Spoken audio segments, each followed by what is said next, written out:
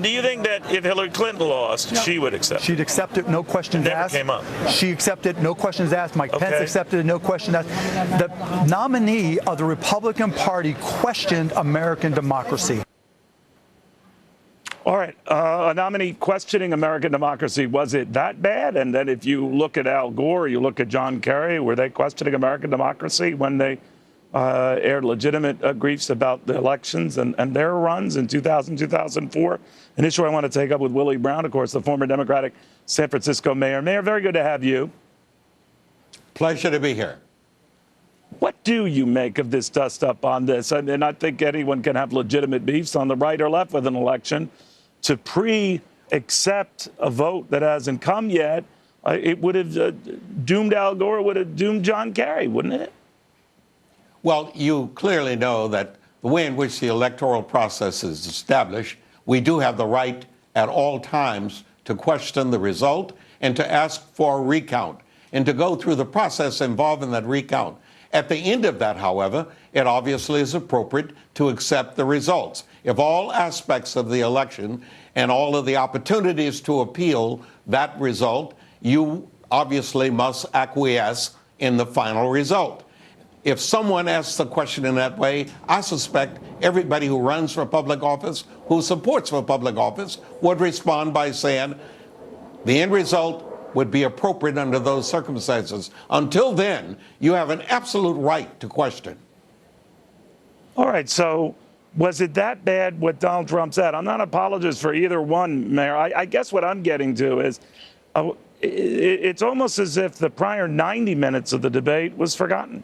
The issues that both candidates raised, forgotten. And the only thing seized on in the media today is this. Well, you got to know that at all times in this crazy world of politics, those of us who are now in the world, and I'm part of that world, on the journalistic side, are looking for the things that seemed to be out of sync with normal order. And saying you're not ready to accept the result of the election presupposes, from a journalistic standpoint, all of the avenues that you go through to get to a final result.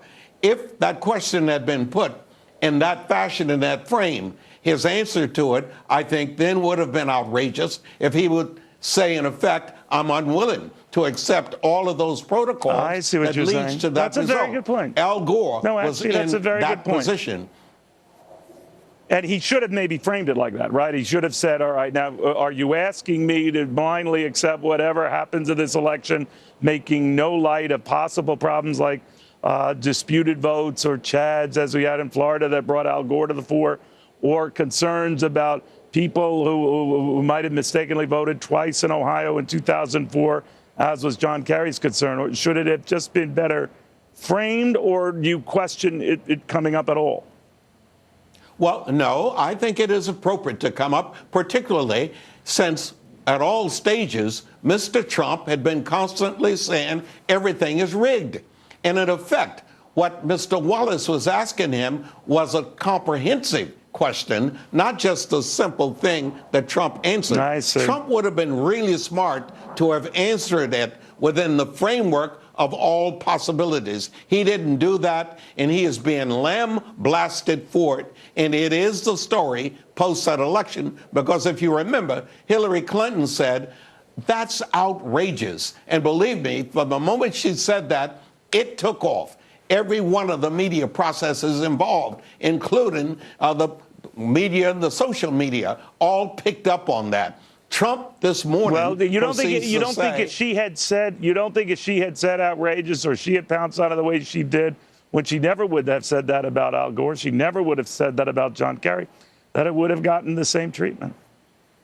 Well, I'm frankly sorry that Al Gore didn't follow through. When the Congressional Black Caucus invaded the Senate and proceeded to demand that Al Gore pursue all of the avenues to settle this matter permanently, Al Gore declined to do that. I think Al Gore was wrong. I think he should have pursued every opportunity, and I think Bush would have lost. And the whole world would be different today. We'll never know that. But you're free. You're free to do that as a Democrat. You're free to do it as a Republican. But you bring up a good issue of distinction and making it very clear and focused Mayor, I appreciate you taking the time. Thank you, Neil.